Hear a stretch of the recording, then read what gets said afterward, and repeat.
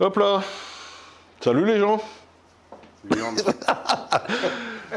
Me voici avec Benoît et Loïc, ou Loïc et Benoît. Nous sommes... c'est quoi, c'est la Loire-Atlantique ici? Toujours en Loire-Atlantique, ouais. Nous sommes... Alors là, c'est le début de la vidéo. Les gens ne savent pas que nous avons déjà discuté. Nous sommes... Alors, je ne sais pas ce que je dois dire. C'est à 44 ou Mielerie collective du pays nantais? C'est à 44. C'est à 44. Alors Loïc, tu es le président. Voilà. Vous allez vous présenter et puis tu nous expliques tout ça. Moi, je me cache, hein, comme d'hab. Alors, on est où exactement? Alors nous sommes donc à Nantes, plus précisément sur les terres du lycée Nantes-Terre-Atlantique, commune de Saint-Herblain. C'est un lycée agricole. Et on a donc eu cette opportunité de construire une mielerie collective avec un chalet accueil. Il nous sert également pour le greffage, l'insémination. Voilà. Et on va découvrir après, tout à l'heure, les différents ateliers qui ont été mis en œuvre. Je précise, construit uniquement avec nos petits bras, plus de 20 000 heures de bénévolat. Énorme. C'est notre fierté, c'est la fierté du collectif, ça existe encore. Alors, c'est à 44, c'est quoi exactement? Comment ça fonctionne? Alors le centre d'études techniques apicoles est né, ça fait maintenant 5 ans. D'accord. Nous sommes une association toute jeune. Sur le dynamisme, on va dire, d'un directeur qui était en place au lycée Nantes-Terre-Atlantique, qui a souhaité rebooster un petit peu l'apiculture. Nous a mis à disposition, grâce aussi à la région Pays de la Loire, le terrain où nous sommes. Oui. Et après, débrouillez-vous. Donc il a fallu qu'on prenne notre bâton de pèlerin les uns les autres pour aller chercher des fonds, des sponsors, des partenaires, on va dire, privés, qui ont donc cru au projet. C'est un fonctionnement associatif? Fonctionnement associatif, tout à fait. D'accord. Voilà. Beaucoup d'adhérents? 124 adhérents à ce jour et on a 4200 ruches. Ah oui, voilà. Là, ça rigole pas là. Donc ça veut dire qu'il y a des professionnels Nous avons des professionnels, des plus réactifs et des amateurs. C'est-à-dire que toutes les familles de l'apiculture sont réunies sans distinguo. Donc il y a l'esprit, on va le voir après, mielerie collective, il y a de la formation, il y a autre chose? Alors formation, oui, c'est quelque part la base. Ouais. Mise à disposition d'un outil un petit peu dans l'esprit des CUMA. On s'est inspiré un petit peu de ce fonctionnement dans le milieu agricole. Ouais. Et donc la formation, donc on s'est dit qu'il faut carrément être autonome au sein de notre structure, d'où le 3e bâtiment en construction qui va accueillir au printemps prochain une salle de cours et en même temps le 15 avril prochain, ici même, le printemps de l'apiculture, on ouvre nos portes avec des animations, portes ouvertes de la mielerie et des conférenciers. Très bien.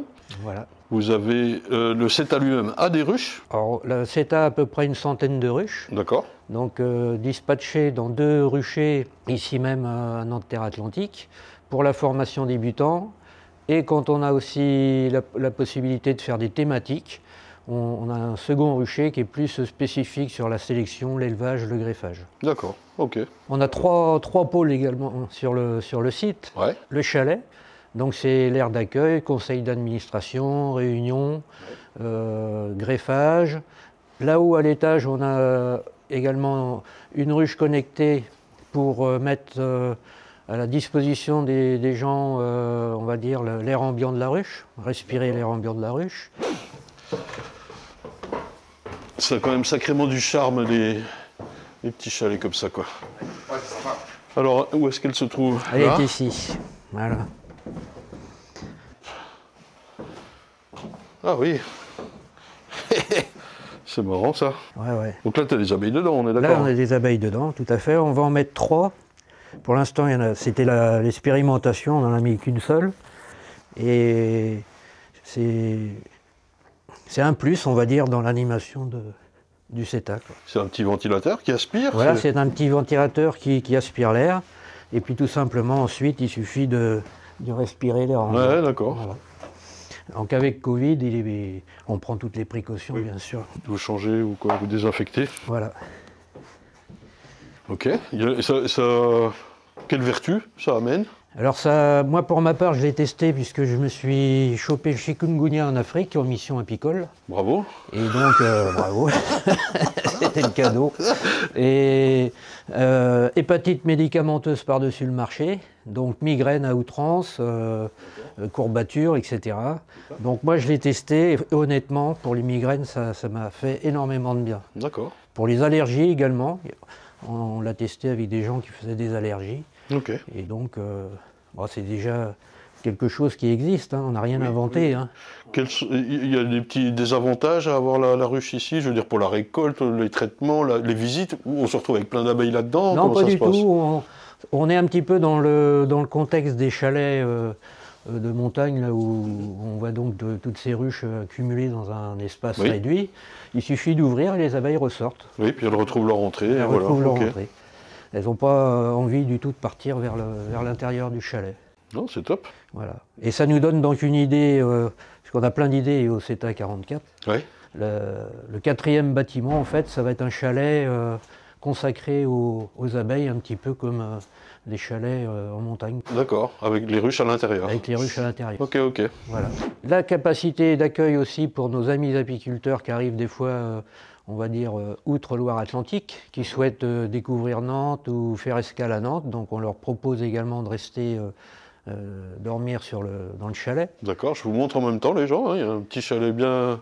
C'est une maison d'habitation, tu m'avais dit. Hein. Voilà, à la base c'est une maison d'habitation. Il y a les sanitaires et tout ça. C'est très chouette que vous avez remonté de toutes pièces. Voilà, donc à la base c'était une maison d'habitation. Le CETA l'a acheté, on va dire, debout, monté. Le plus dur c'était de répertorier les 980 madriers du chalet. C'est pas une petite histoire. Il y a plus d'un qui ont dit « Oh là là, le ray, il est pas clair, il va jamais réussir avec son équipe de le pari ». Eh bien si, on l'a fait. 980 madriers démontés, répertoriés et remontés. Incroyable. Et quelque part, aujourd'hui, c'est notre fierté, c'est le côté chaleureux aussi de l'association.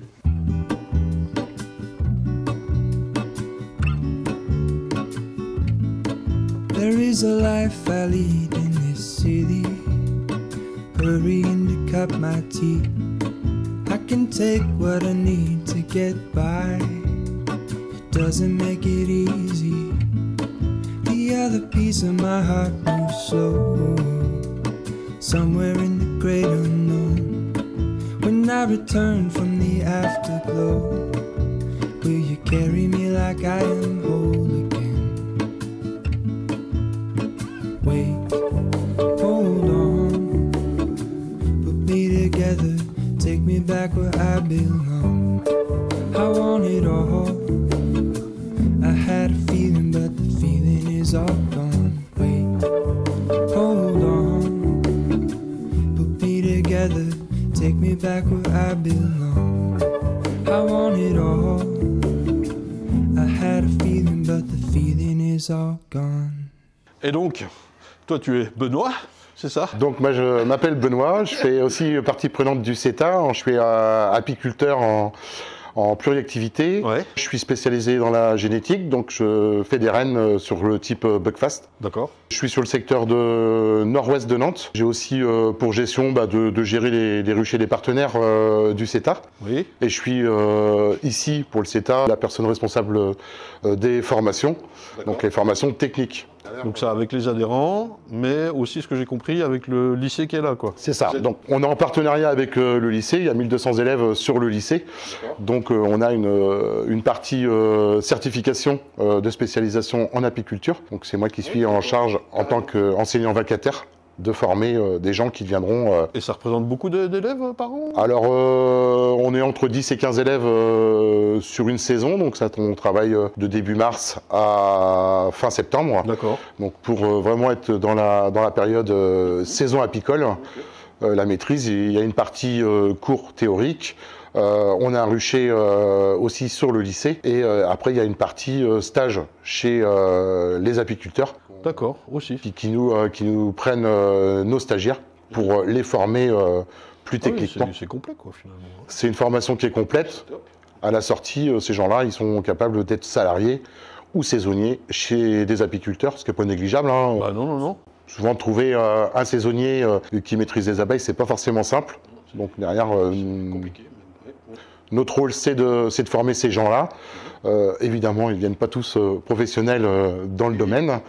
Mais derrière, c'est un bel outil aussi humain pour nos apiculteurs de ne pas travailler tout seul ou d'avoir un complément salarial ou de saison, comme je vous disais, pour pouvoir travailler sur un nombre plus important de ruches. D'accord, bon, super. Ensuite, la partie CETA, elle est pour moi sur 2 parties. Donc la partie technique où je fais de la formation à la journée ou sur 2 jours pour des gens qui ont besoin d'avoir un peu plus de maîtrise technique sur certains sujets. Oui. Comme ce qui est la division, les traitements, etc. Et après, derrière, on a mis en place un outil qui est l'outil d'insémination. On va toucher, entre autres, la partie professionnelle sur ce sujet-là. C'est d'avoir des reines qui leur conviennent. Ouais. Donc, il y a un protocole qui est mis en place avec un début de 48 jours à peu près, 48 à 50 jours pour démarrer la mise en place des cadres à mâles. Pour arriver au jour J, insémination, que je puisse avoir des mâles que je puisse prélever qui sont mûrs. Parce que tu fais de l'insémination, donc pour les autres aussi, je veux dire, à la fois avec vos abeilles du CETA. C'est ça. Et pour celui qui a une souche chez lui, enfin un pro ou j'en sais rien, mais et il peut te demander d'inséminer pour lui, quoi. Tout à fait. Donc on met en place une formation, enfin une journée d'information en février pour expliquer le fonctionnement. Ouais. Parce que les professionnels, ils savent tout à fait comment ça marche, mais un amateur qui veut diriger vers plus une souche qui lui appartient et qui lui correspond, il va falloir lui expliquer comment il faut procéder. Okay. Donc de là, on arrive au jour J où pour le pro, il va avoir tout à fait bien.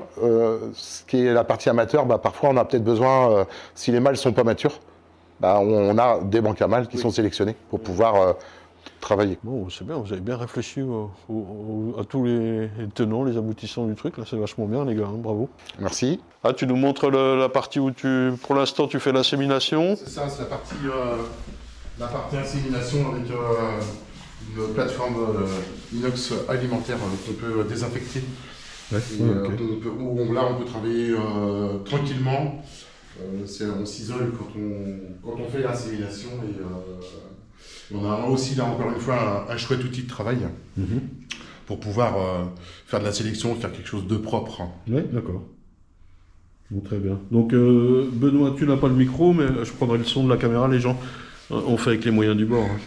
Et tu vas nous présenter la partie miellerie. On peut y aller tout de suite. On y va, c'est parti. C'est parti. Hop. Là, on est dans la partie miellerie. Tu nous expliques un peu tout le matos qu'il y a. Est-ce que vous faites là-dedans? Donc, partie miellerie, donc le centre d'études techniques apicoles du 44 fait un choix de proposer des services pour les amateurs ou les gens qui se mettent en activité. On sait que le matériel de miellerie, ça coûte un bras. Donc quand on démarre, on a la possibilité ici de pouvoir réserver cette salle. Donc là, on est dans la partie transformation. Avec ici, on va faire de la transformation sur le pain d'épices, tout ce qui est miel, nougat. Nougat, ok, ouais. Donc on fait aussi intervenir parfois pour découvrir des chocolatiers.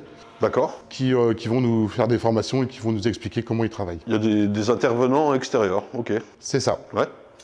Alors après, derrière, libre à chacun de pouvoir venir faire sa transformation. Ici, on a un bâtiment qui est agréé. Au niveau sanitaire, on est au top. Il n'y a pas de problématique. Ce que je remarque, moi, en étant là, c'est nickel, partout. Tout est bien foutu. Ouais, bravo les gars. Ensuite, derrière, on a tout ce qu'il faut pour être bien. Après, on a la partie extraction. Ça, c'est la partie la plus importante pour faire du miel. Pour extraire le miel avec une chouette marche en avant. Sur laquelle on va arriver dans la partie dépose du matériel, entre autres les hausses, avec sur le côté droite la partie chambre chaude et des humidificateurs. D'accord. Vous chauffez avec, d'accord. Ah oui, le petit ventilo qui est là-haut. Aujourd'hui, on travaille avec un ventilateur. On va mettre en place quelque chose d'un peu plus professionnel. On n'a pas de lumière, mais vous comprenez le principe. Oui, non, mais c'est bon, c'est une petite chambre. Ah oui, c'est un détecteur. Oh là là, c'est magnifique. Voilà, ça permet aussi de faire des économies d'énergie, de ne pas oublier d'éteindre une lumière. Ça s'éteint tout seul. Donc marche en avant, on a la possibilité de reculer le véhicule, de sortir les hausses, partie matériel, rangement. Ouais. tous les bacs. Et voilà, là on rentre dans la miellerie avec 3 propositions d'installation, évidemment. Hein, on ne va pas utiliser... D'accord, suivant le nombre de ruches, le nombre de miel et tout ça, d'accord. On ne va pas utiliser le même matériel pour 10 hausses que pour 200 ou 300. Donc on a à disposition du petit matériel. On passe sur un matériel moyen, je pense que c'est quand même celui-ci qui sert le plus. D'accord. Et puis après la grosse chaîne d'extraction, qui est une chaîne de chez Thomas. De chez Thomas, d'accord. Qui a été offerte par le conseil, le Crédit Agricole d'Atlantique Vendée. On va en reparler, mais il y a quelques sponsors et tout ça. Tiens, je fais le tour un peu des machines. Là, c'est un simple extracteur électrique. Il fait quoi? 2, 4, 5, 20 cadres. Avec un petit bac à désoperculer, le robinet en dessous, je vois. La petite presse à cire, enfin pas la presse, là, comment ça s'appelle là? La centrifugeuse. Centrifugeuse, tout à fait. Là, on a la même chose avec la machine à désoperculer, parce que là, il faut le faire à la main. C'est ça. Ok. Et puis, pareil, ah oui, tu as le système d'extraction ici, d'accord. Le système d'extraction qui va permettre d'aller là au bout de la chaîne et puis récupérer le... Et puis la chaîne complète Thomas. Chaîne complète Thomas, presse à cire. Et fondoir ou... Ah oui, non, tu as le fondoir qui est là? Oui, et fondoir. Ouais, alors. Ça sert pas beaucoup celui-là. Alors je suis désolé si vous avez le son des travaux, on va le voir après, mais il y a des travaux à côté, l'extension arrive. Bon, tu peux pas ouvrir l'extracteur, c'est pas grave. Si, de s'ouvrir, oui. Mais ça fonctionne bien, ça. Là, ça, c'est complètement automatisé. Hein. On a l'entrée des cadres de hausse ici qui sont poussés vers l'extracteur. Et tu rentres les chariots là-dedans. Et on rentre les... Ah, mais c'est parce que tu as une sécurité électro... Ouais, c'est ça. Ouais, mais laisse tomber. On est toujours au mois de janvier, les gars. Hein, ça ne travaille pas au mois de janvier. Ensuite, on a des maturateurs pour le stockage du miel. Le tenir avec celui-là, le tenir au chaud. Ensuite, on a aussi un défigeur.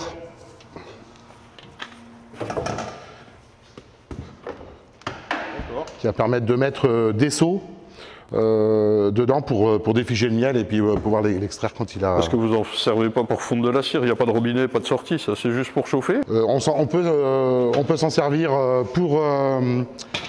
ça sert en particulier ici pour chauffer. D'accord, ok. Bon, la petite doseuse, j'ai la même, ok. Voilà, donc la petite doseuse Thomas qui est montée sur chariot. Donc ça aussi, hein, c'est pour plus l'empotage en professionnel. Après, on a la partie cire. On a la possibilité de pouvoir mettre, pour faire ces cires.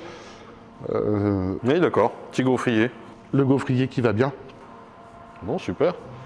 Je vois que tu prends ta douche ici, d'accord. Voilà. Alors là, la douche, elle sert, faut sauter en haut pour rentrer dedans. Derrière, c'est aussi pratique pour nettoyer le matériel. Ouais, non mais clairement.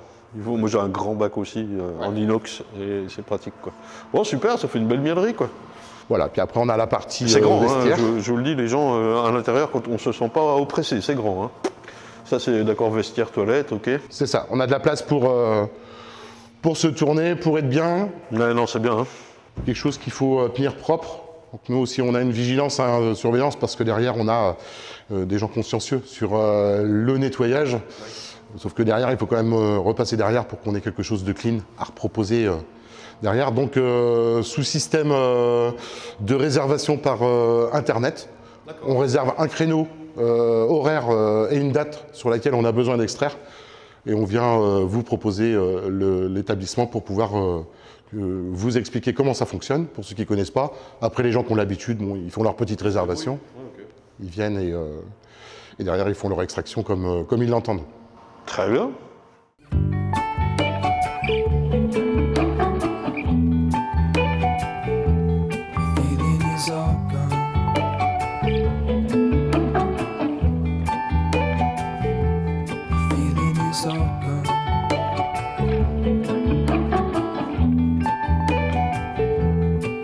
If I could take you back to my youth, show you what I wish I knew. My will is strong with a place to lean. In the moment I hung desperately. Donc ici on est sur la partie rucher école. Donc là c'est l'initiation à l'apiculture. C'est des personnes qui veulent maîtriser l'abeille. On sait que c'est important de connaître le développement d'une colonie et en fonction de la saison. Donc ils se retrouvent le mercredi tous les 15 jours. Donc c'est sur inscription en début de saison. Et derrière, ils travaillent sur ce rucher. Donc c'est un rucher qui sert quand même rucher de production. Évidemment à l'échelle qu'on veut bien lui donner, puisque derrière un rucher école, on ouvre les ruches régulièrement.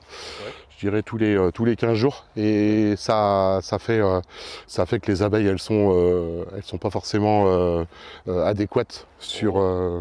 Si, non, pourquoi? C'est pas un problème ça.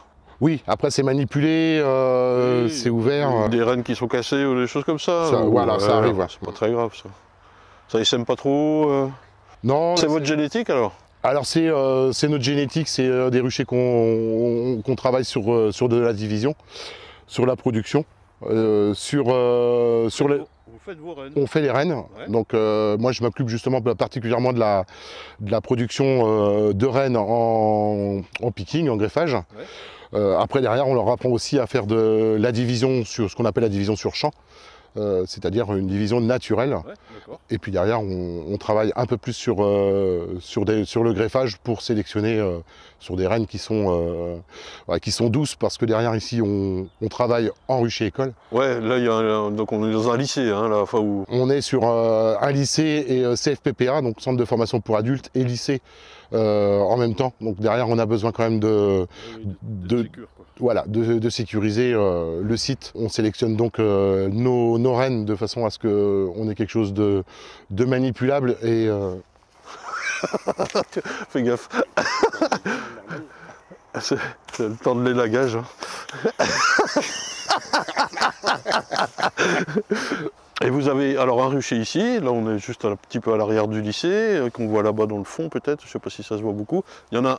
Tu me disais un autre rucher. Et un deuxième rucher, là c'est le rucher... Toujours dans le lycée quoi. Enfin, voilà, le rucher, les ruches appartiennent au CETA, au Centre d'études techniques. Elles sont à disposition du lycée, justement là pour enseigner et être beaucoup plus... beaucoup plus carré sur... et tu me disais, vous avez d'autres ruchers un petit peu plus loin par contre. Donc après oui, on a des partenaires chez qui on met des ruches, hein, des entreprises entre autres. Donc moi j'ai une partie de gestion de la partie nord-ouest du département où je m'occupe des ruches. Ça représente beaucoup de colonies tout ça? Une centaine de colonies. Ouais, d'accord. Ok. Ouais, ça fait déjà du taf. C'est du taf. Ouais. Salut Eric, ça va bien? Salut, qu'est-ce que vous faites les gens? On les pèse. Ah, vous les pesez? Ouais. On filme? Ouais. Vas-y, garde-le. Allez-y, on va filmer. On va vous filmer. Bonjour. Bonjour. Ouais. Eric. Léandre. Ouais. Donc tu peux peut-être, si tu veux, prendre Eric. C'est un gars qui a fait la formation rucher école cette année, donc tu peux en dire deux mots. Et puis Antoine, qui est le formateur. Alors, on était en train de filmer, on tombe sur Eric et Antoine. Alors ici, il faut parler, il faut prendre le micro, les gars. Ouais. Un petit peu regardez comme ça. Ah, mais il y en a qu'un. Oui, un par un. Ah, un par un, alors c'est moi qui commence? Bah ouais. Je sais pas ce que je vais dire. Alors approchez-le de la bouche quand même, vous pouvez le tenir et voilà, c'est pas grave. Et puis essayez de l'avoir droit comme ça, il y a deux entrées de son. Alors Antoine, dis-moi. Attends, mon téléphone il sonne. Tu me parles, mon téléphone. Regarde pas. C'est plus Eric. Direct, Eric. Alors Eric, toi tu es un ancien élève d'ici? Élève d'ici, voilà, de la formation initiation là, qui a eu lieu l'année dernière. D'accord. Et voilà, tout s'est bien passé, super, on continue d'apprendre tout le temps. D'accord. Alors là, tu t'occupes des ruches du rucher du bas, du rucher Chiron, avec Antoine. Donc je lui file un coup de main pour l'entretien tout au long de l'année, et puis voir un peu ce qui se passe pour réagir. Bon, très bien. Là, vous venez faire quoi là aux ruches? Une petite pesée, là. Petite pesée, puis regarder un petit peu, on a nettoyé les langes, on va regarder un peu ce qui se passe sur les langes. Il fait pas trop chaud les gars, faut pas trop les déranger. Hein. Pas les ouvrir, juste les langes, on tire en dessous. Oui. Ouais. On va pas ouvrir. Ah, non, bah, j'entends bien. Il faut pas trop les secouer non plus. Hein. Non, mais... Il fait 4 degrés, les gars. Pas casser des grappes, quoi. Non, ça va. Bon, ça marche. Vous nous montrez ça? Eh ben, on y va. Allez. Vous voulez dire un mot, Antoine? Donc moi je participe à la formation donc, du rucher école là, sur ce lieu. Ouais. Donc je fais surtout la formation on va dire théorique, puisqu'à chaque fois ça dure un après-midi, donc il y a à peu près 1 heure formation théorique, puis, enfin ça dépend du temps parfois aussi, mais 1 heure et demie, puis après on va sur le rucher, on ouvre les ruches et puis on fait ce qu'il y a à faire. Et... Ça c'est tous les 15 jours, c'est ça? C'est tous les 15 jours, oui. Okay, voilà, et donc moi je fais ça par passion en fait, je trouve que c'est passionnant. Et puis en général les gens qui participent, ils ont envie d'apprendre, voilà, c'est tout l'intérêt. C'est souvent des gens qui n'ont pas de ruche ou...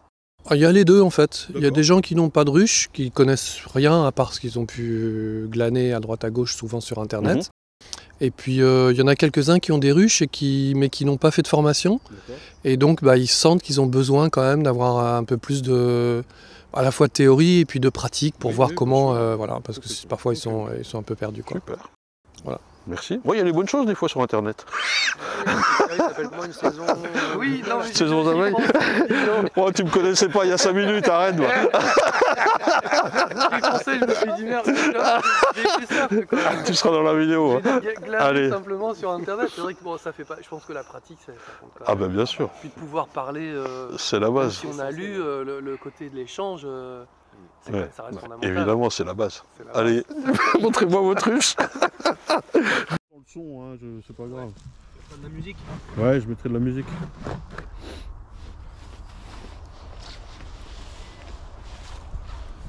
C'est quand même intéressant malgré tout. Ouais. 2. On va aller voir roi. Hein? Combien? C'est ça? Une dizaine de varrois quand même. On a été nettoyé mercredi dernier, ça. Ouais. Mais quand même, hein. Et Loïc était passé très mercredi dernier? Benoît? Combien, une dizaine tu dis? Ouais. Ouais, il y en avait un là, il y en a encore un par là, je sais pas, un là je crois. Voilà. Un par là, en 4. Et il y avait un traitement de fait ou... Alors, faut qu'on voit avec Loïc s'il l'a fait avant, quand est-ce qu'il l'a fait, je sais pas exactement. Tu dis il y a 2 semaines. Ouais, après nous on a retraité il y a 15 jours il y a 2 semaines. Ouais, oui. Par dégoûtement. Il faudra qu'on voit les dates, mais donc ça a été a priori il y a 2 semaines, on a fait le traitement a été fait. Ouais. Il a fait par sublimation ou par... Non, par dégoûtement. Par dégoûtement. Ouais. Et puis donc ensuite, voilà, il y a 1 semaine, on a mis le lange. Ouais. Voilà, et là on a 8 jours plus tard. Donc voilà. Ok. Donc ceux qui sont morts par dégoûtement, à mon avis, ils sont morts avant qu'on ait le lange. Oui, c'est sûr.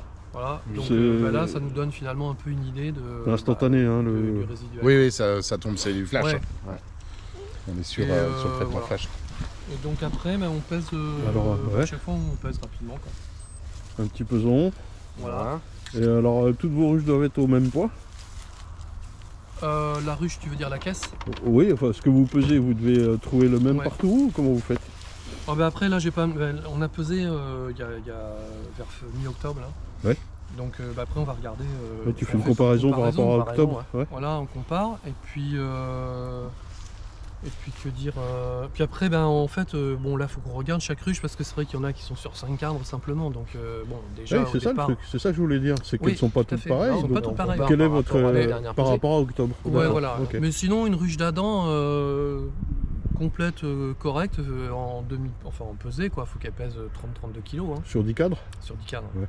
Donc voilà, donc après forcément c'est un peu oui, l'approximatif, mais c'est quand même intéressant de voir s'il y a des différences. Moi je pars en référence ruche bois, cadre, toit tôlé, à 35 pour une de 10, à 32 pour une de 8 et à 28 pour une de 6. Tu pars en début d'hiver quoi, tu pars en début de... Et je trouve que c'est une bonne référence, donc derrière il faut faire le complément en fonction de ce poids-là. Oui, des fois il ne faut pas hésiter en entrée d'hiver. En entrée, j'irais même en septembre, parce que c'est en septembre qu'on fait travailler encore nos vieilles butineuses. Donc on va préserver nos abeilles d'hiver pour faire autre chose. Et là, s'il y a besoin de nourrir, c'est là qu'il faut nourrir au sirop, remettre la quantité de façon à ce qu'elles fassent leur réserve. Ça laisse tranquille les abeilles d'hiver. Elles n'ont pas besoin de travailler, quoi. Tout à fait. Vas-y. Voilà. Donc là, elle fait quoi 11,5 11,5, 11,5. Bah, c'est pas... Après, il faut qu'on regarde combien il y a de cadres dedans. Hein. Mais 11,5, c'est quand même pas lourd, quoi. Non. C'est pas assez, quoi. Là, normalement, il faut la nourrir. À mon avis, il faut la nourrir, ça. Oui, mais alors attends, 11,5 par l'arrière, donc tu fais quoi? Tu multiplies par 2. Par 2. Ça fait 23 kilos. Tu vas voir, je peux la sous-peser? Et tu disais sur 6 cadres. Je sais pas combien de cadres. Là. Ouais, il manque le Ouais. Voilà, donc l'avantage quand tu... Parce que bon, ok, toi tu as des ruches, tu as plein de ruches, bon. Mais pour des jeunes qui commencent, c'est pas évident de savoir en supposant est-ce que c'est bien, est-ce que c'est pas bien. Oui. Avec un peson, ça coûte quand même pas. Oui, ça sécurise. Et une vis, ça leur permet plus d'avoir une... Et avoir du quantitatif. Bien sûr, alors tout simple, un peson, ficelle, tournevis, pour t'aider à soulever. Et puis une vis au cul de la grue. C'est le premier truc qu'on a fait à la formation avec toi, Antoine, c'est de mettre une vis. Bah oui, parce qu'il n'y avait aucune vis sur les ruches. Ouais, ok. Moi je la trouve pas lourde. Non, elle n'est pas lourde. Alors, vous allez nourrir, vous allez mettre quoi et quand? Bah là, on va mettre un candy. D'accord. Et quand? Quand? Bah là, je veux dire, il fait quand même pas trop froid, on l'ouvre rapidement, on met le candy. Aujourd'hui? Bah là, après, faut qu'on voit si on a du candy, j'en sais rien, on en est. Alors moi personnellement, j'en ai peut-être qui sont dans cet état-là, je les ouvre pas maintenant, il fait trop froid. Bon, en plus, chez moi, il y a 10 degrés d'écart en moins. Ah ouais, ça non, compte, même si j'exagère un peu. Là, elles sont grappées, elles vont très peu consommer, même s'il y a du couvain. Là, elle ne va pas mourir dans les 24 heures. Je vais préférer, moi, attendre qu'il y ait 5-6 degrés de plus pour mettre mon candy. Mais comme nous, on vient pas tous les jours non plus. Oui. On fait ça. Bon, super, les gars. Après, on va avoir des ruches qui vont peut-être être limites, mais on arrive quand même au 24 ou 25. On va aller dans le réchauffement. Oui. On a déjà des noisettiers qui sont en jaton. Le saule arrive, on a de la fleur. Dès qu'on va se réchauffer, les abeilles. Ah oui, c'est maintenant. De toute façon, c'est sûr que mais franchement, là, c'est pas lourd, ça. C'est pas lourd. Non, je trouve qu'elle est un peu légère. J'aimerais bien voir ce qu'il y a dedans réellement. Maintenant, faut voir. C'est peut-être pas lourd, mais il y a peut-être quand même un demi-candy dedans. Pas beaucoup de Et s'il y a un demi-candy dedans, je sais pas ce que vous avez nourri. Oui, là, faut qu'on regarde, je veux dire. Si t'as un demi-candy dedans, bon, les gars, manger, quoi. Ça fait 1 heure, vous avez fait une ruche. Il en reste 40. Il dit c'est qui se fout, quoi. Non, mais il n'y a pas de souci. Hein. Non, c'est pour c'est bien. Allez hop, c'est parti. Ça, c'est l'extension. Alors, c'est l'extension. Donc, comme tous les mercredis, nous sommes entre 6 et 10 bénévoles. En fonction des corps d'État, on va dire, on a des maçons, des couvreurs, des plombiers, électriciens et plein de bonne volonté. Et à l'occurrence, aujourd'hui, nous sommes en train de faire réaliser la chape béton pour le local qui va accueillir les hausses et le matériel. D'accord, ok. Et ensuite, on va faire donc un petit bloc sanitaire également pour les stagiaires. Bonjour. Pour les toilettes, donc les bénévoles à l'œuvre. Donc je le rappelle, plus de 20 000 heures de bénévolat. Ouais, énorme. C'est énorme. Ouais. Bon, super. Et puis alors, il y a le... Et donc le dernier bâtiment qui est lui... Ici. Voilà, il est hors d'eau. Ça va être un bâtiment à vocation formation avec une salle de cours et un atelier.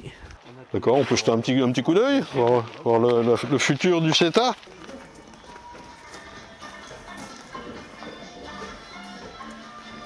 Et on travaille en musique. Donc Patrick là-haut, le métallier, Dominique l'électricien. Bonjour Dominique. Donc future salle de cours à droite.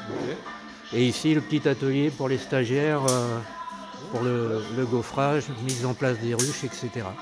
C'est bien ce que vous faites, bravo les gars. Bon, impec. Pas mal Mielerie collective, association, extension, futur projet, plein d'idées. Bravo les gars quoi. Plein de choses pour nos abeilles. Ouais, une centaine de ruches. Alors justement au niveau apicole ici, la région vous faites quoi? Vous transhumez pas je suppose? Alors les apiculteurs professionnels, si, on transhume. Ouais, il y a combien de pros là avec la sauce? 2, 3? 10. Ah, 10? Ouais, 10. Voilà, ouais. Et donc on transhume, on est aux portes de la Vendée pour ceux qui veulent aller sur le colza ou le tournesol. Ouais. On a du colza également en Loire-Atlantique. On a une bonne mielée de printemps en règle générale. Ensuite, on a un tout de fleur qui est pas mal avec une dominance ronce, un petit peu de châtaignier. D'accord.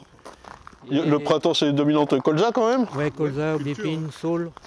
Ça dépend des régions. Tiens, approche bien ton micro. On a la flemme de leur fixer tellement ça caille. Ouais, voilà. En Loire-Atlantique, elle est divisée un petit peu en 4. Il y a la côte, toute la partie côte. Donc là, il n'y a pas trop de grandes cultures. Ouais. Ça reste bocage. Proche de la Vendée, donc là, c'est un peu les grandes cultures. Ouais. Et puis nord du département, ça change également. On a un autre bocage, arboré, prairie. Et là, on fait un tout de fleur qui est riche, qui est pas mal. Du sarrasin également, Oui. en mielie tardive. Mhm. Et puis, moi, pour ma part, je transhume également sur la bruyère dans les Côtes d'Armor. D'accord. Donc, on arrive à avoir un beau potentiel. Oui, parce que toi, Loïc, tu es professionnel aussi, apiculteur. Avec combien de caisses? Alors, donc, nous, on a 500 caisses avec ma collègue. J'ai une associée D'accord. depuis 4 ans. Je pensais mettre le clignotant et arrêter. Et puis, le dynamisme du CETA a fait que j'ai croisé sur mon chemin et j'ai formé une apicultrice qui a abandonné son travail pour prendre le relais. Donc c'est un accompagnement, c'est super. Je voulais revenir un peu sur la miellerie, enfin sur le CETA du pays nantais. Comment fonctionnent un petit peu les finances? C'est beaucoup des sponsoring, mais vous dégagez aussi un petit peu de miel que vous revendez dans les magasins ou ici? Non, pas dans les magasins, on n'a pas du tout cette vocation ou même à concurrencer, on va dire, le marché local. Oui. Donc le si peu de miel extrait du CETA est vendu à l'occasion des portes ouvertes, des animations, ici même au sein du lycée, également pour la restauration. Okay. Et puis après, on fait quelques ateliers pain d'épices également. Et ça fait tourner la boutique. Et ça fait tourner la boutique. Ok. Et on va commencer à terminer la vidéo là-dessus. Si jamais, alors déjà, des gens veulent adhérer, comment ça se passe? Ils viennent vous contacter, je vois qu'il y a un site internet sur la pancarte là. Voilà, il y a le site internet. Ensuite, le 25 avril, donc c'est l'occasion aussi de faire découvrir l'outil auprès des adhérents. Donner aussi des idées peut-être aux syndicats limitrophes, en Bretagne, en Pays de la Loire, sur la façon dont on a construit cet outil. Et pourquoi pas les accompagner également, un petit peu pour gagner du temps dans le mâchage, on va dire, des dossiers très compliqués en termes de réglementation, etc. Et ensuite, les adhérents qui souhaitent... par le biais des formations, on a une pépinière, un petit vivier aussi là, qui fait rentrer des adhérents. Le plus dur après, c'est de faire tourner la boutique. Oui, alors justement, avec maintenant le recul de 5 ans, c'est ça, quels ont été les principaux freins, les principales difficultés? Alors, difficultés administratives en termes de réglementation d'urbanisme. Des taxes qui arrivent de tout va, donc il faut être vigilant dans les montages du dossier. Ok, et puis quel est l'avenir? Ou comment vous envisagez les 2, 3, 4, 5 années qui arrivent? Parce qu'il y a quelque chose qu'on n'a pas trop évoqué, mais enfin là on est tous impactés maintenant, même moi, c'est le frelon, ou les difficultés de continuer à faire vivre nos abeilles. Alors ça, je n'ai pas la recette, hélas. On se bat au quotidien pour trouver des formules pour lutter contre le frelon, bien présent en Loire-Atlantique également. À Nantes, il est devenu quasiment impossible d'avoir des ruches en centre-ville. Ah oui, carrément impossible d'avoir les ruches, quoi. Ah ouais, ça c'est devenu un fléau. On se bat en campagne pour limiter la pression, mais il y a des zones, quelquefois, où on est obligé de déplacer les ruchers. Donc, grosse préoccupation. Au-delà de tout ça, donc, il faut faire vivre l'outil ensuite. Moi, je fais que passer. Oui, il faut transmettre maintenant. Voilà, il faut transmettre. Donc, je fais confiance aux nouveaux qui sont arrivés dans la structure, et puis peut-être d'autres qui vont venir gonfler l'équipe pour faire en sorte que l'outil puisse... perdurer, c'est l'objectif. Ce serait dommage quand même. Bon, très bien. On rentre à l'intérieur, se réchauffer.